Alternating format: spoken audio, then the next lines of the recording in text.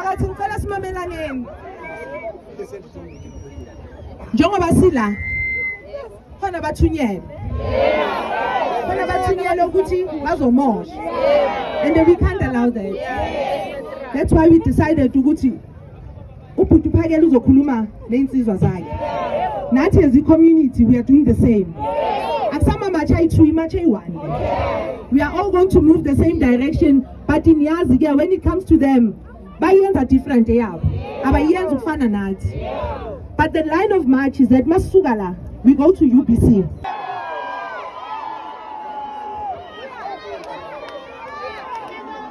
So go on ahead.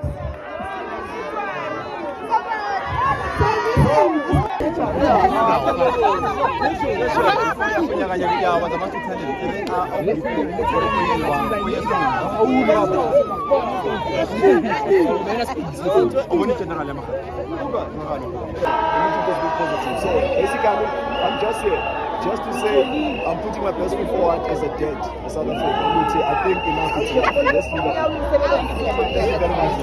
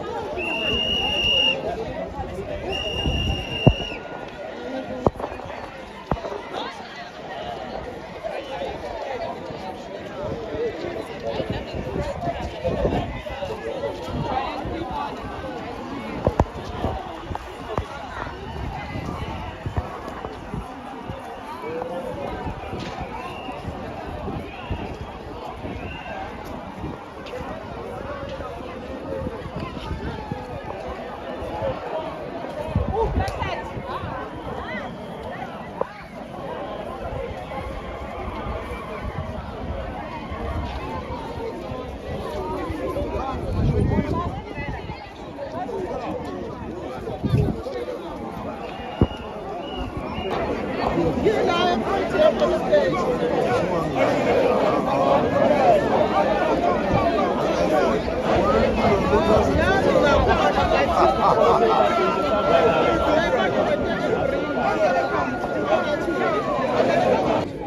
they didn't leave, then we'll start other programs next week. But there's no violence, there's no killing of anyone, there's no hurting, there's no looting, nothing. We encourage people to open their shops because wherever we're going to be, there will be no violence, there will be no looting of the shop. So tomorrow is the deadline, then we'll hear what the government is going to say. And then on the first day, we have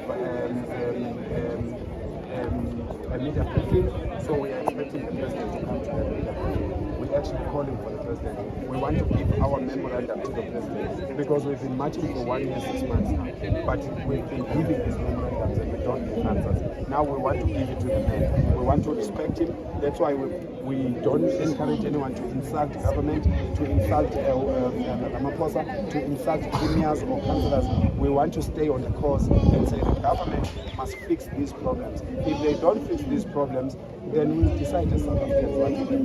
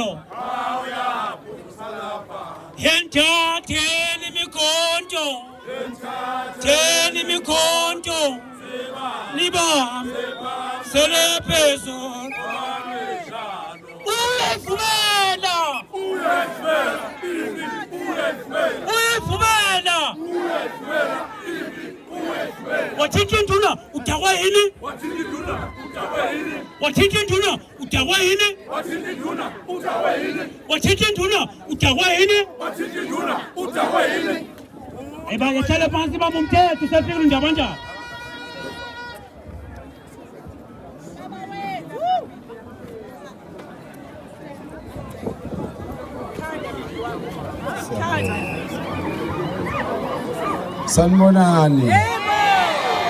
Njani? Siyaphila. Ngiyacela ukwedlulisa okukhulu ukuthokoza kwami kusisi uZandile okuyena owumhleli wale march, ngiphinde futhi ngidlulisa okukhulu ukuthokoza kwami ezinduneni eziyingcenye nazo futhi yokuhlelwa kwale march. Bese ngibonga kuzo zonke izinduna eziphumelelile zabakhona. Ngibonga insizweni eyiwemadoda, siyabonga wemadoda nezwa yini. Weinsizwa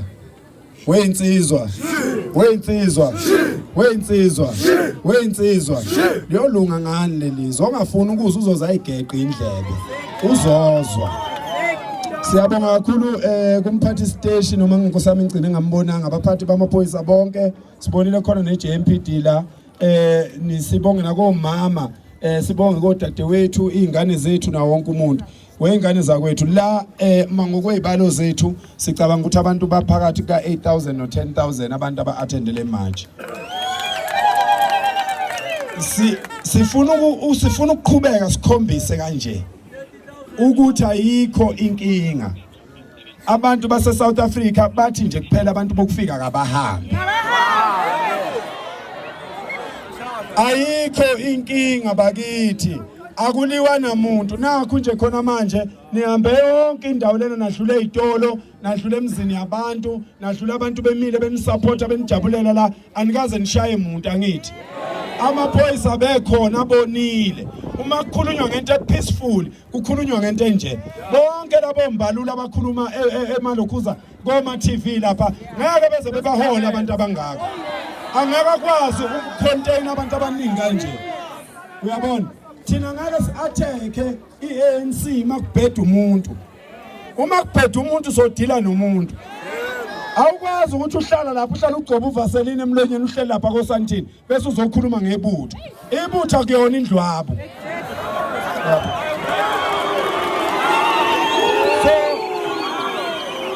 Awukwazi ukuthi ungazilutho. Awukwazi ukuthi ungazilutho. Wabaleka umncane ngakini. Wayohlala lapha uhlala asazi lapho uvaseline abababeke lapha ukuthi babenzani.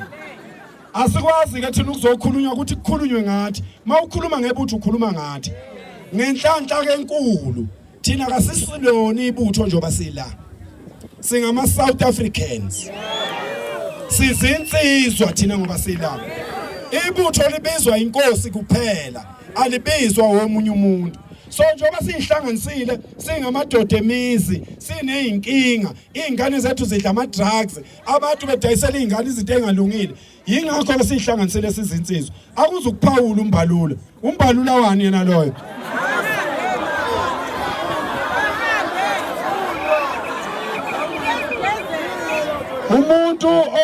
umuntu onobudlelwane nabantu bokufika abangekho emthethweni umuntu onobudlelwane nabantu bokufika abangekho emthethweni la eSouth Africa akahambe nabo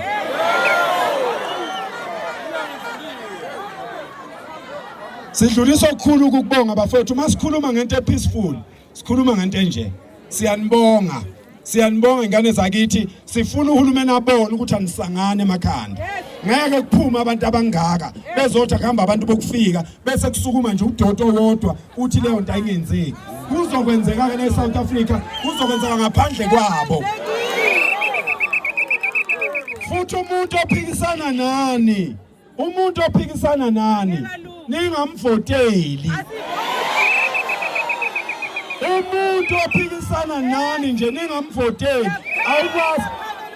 anikwazi wensizwa anikwazi ukungibeka ngibe umdidiyeli bese ngihlulwa ukulalela nina ngingumdidiyeli mina yonke le ndlela bengihambe ngilalela nina ngimkhuze ngibuye nginilalela ama politicians awayeka ukucabanga ukuthi angu Superman siphelile isikhathi manje sicela ama politicians anonembeza sicela abantu abazosikhombisa ukuthi njengoba ngifuna ukuba umayor endaweni ethile mina ngeke ngenze u1 no2 no3 ungasitshela ukuthi athi sihleli nawe la usuzokwenza imilingo kusasa uqamba manga so ke bafowethu sicela kuqhubeke kube nomoya omuhle kanje isifiso sami insizweni ngoba nina insizwa niphethwe ngomthetho benginesifiso ukuthi makukhona insizwa zakithi lapha enamandla akeze ngifakele nje lezi insizwa amabhasi na u10 zowalethe KZN lapha engizobe ngikhona uma kukhona nje insizwa zakithi ezinamandla la bengingacela ukuthi masisuka la manje sikhulume nezinduna manje ukuthi lezi insizwa kusasa siyayicela lezi engasebenzi ayifakwe amabhasini sambe selapha eThekwini lapha siyohlangana khona sesimemezela ukuthi sohlangana lapha ngase pavilion eSpaghetti Junction bese sisuka ngeenyawo sibheke edolobheni sifuna ukuqinisekisa uhulumeni ukuthi thina singamadoda siyalalela thina singabantu besifazane base South Africa siyalalela ngeke size siyenze into wrong sifuna ukuhamba the longest distance siya ePoint kungalimali lutho kungaphazamiseki umuntu ovala isitolo sakhe siye kwesimtshela time mfowethu vula isitolo sakho ngeke kwenzeke lutho sifuna ukukhombisa uhulumeni siyaphila la emakhanda ama politicians ebefundisa abantu ukuthi abashisa izikole ama politicians ebefundisa abantu ukuthi abambe imigwaqo ama politicians ebefundisa abantu ukuthi abashisa ama clinic ngeke kusenzeka lokho sesizokwenza izinto ngendlela yethu ongafuni ukusilalela siyohlangana eboxini lokuvota ayibona uzoba ubani ayizonke into abayibambe khona sebenza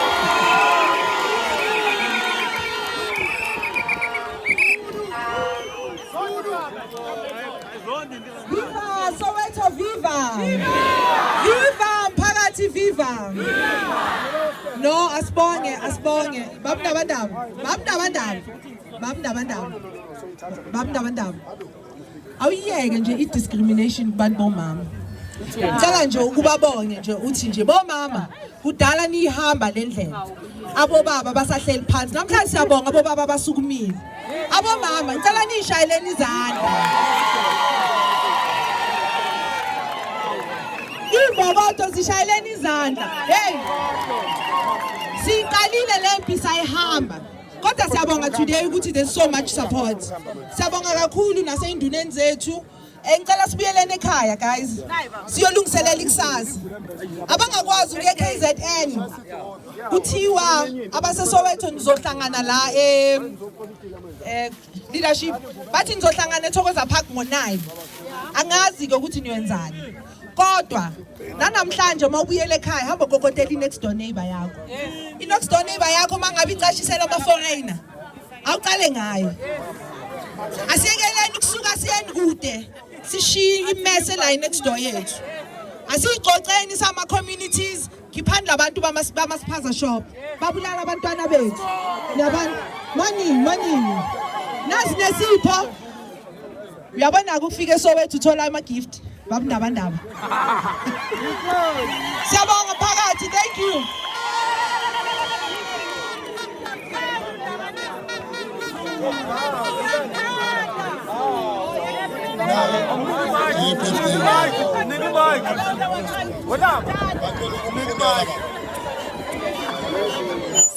Sanibonani ngibilise induna ngibulise obaba bonke abasiphethe okhuluma uHlengiwe Dladla from eBergville ngokuhlala ngihlala eYCT ngi-community member yakhona ngicela ukufunda leli khadi ngifundele ubaba uNdabandaba eliphuma ey'nduneni zaseSoweto ama-leader okuyiwona aphethe baba wesizwe baba womhlaba wonke wena ophakela isizwe ukuthula uthando inhlonipho impatho nokwakha isizwe sonke uhlakanisa zonke inhlanga konke okuhle nomusa makukulandele wena kukhanye impilo yakho yonke unwele olude baba khula lwande phakela ngesihle njalo imini emnandi kuwe halala baba uNdabandaba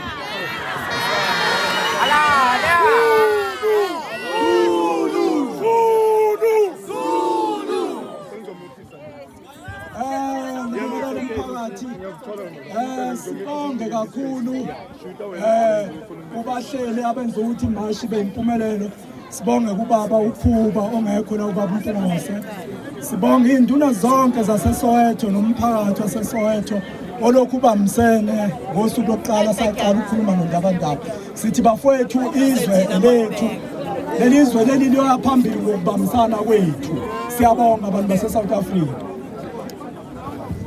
Ngicela ukwedlulisa okukhulu ukubonga ey'nduneni ubaba uMpungose uyena induna engixhumana naye kakhulu ubaba wase Diepkloof semsebenzini ngiyabonga wey'ngane zakwethu lena wey'nsizwa so imbatha sonke wey'nsizwa kusasa le siyabonga bafowethu siyabonga ngiyabonga induna zenkosi ngiyabonga induna zamakhosi ngiyabonga kakhulu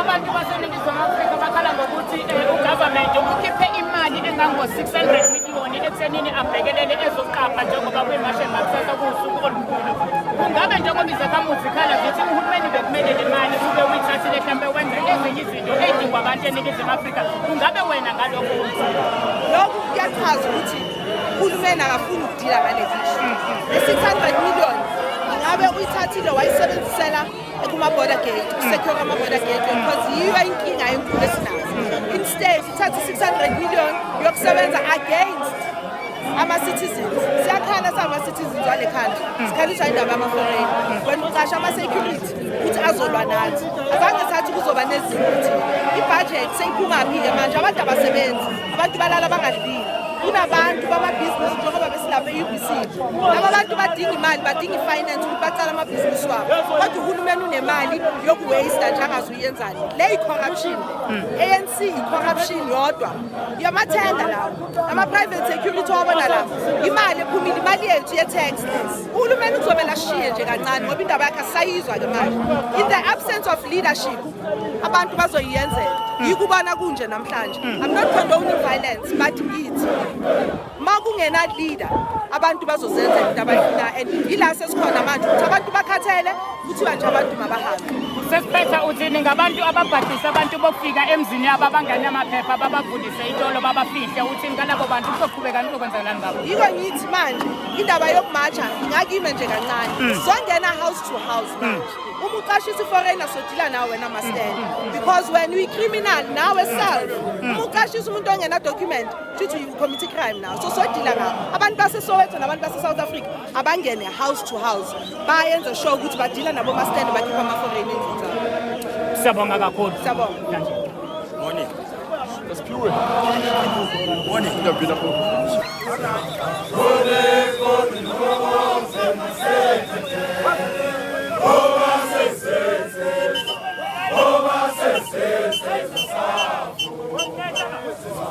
Ole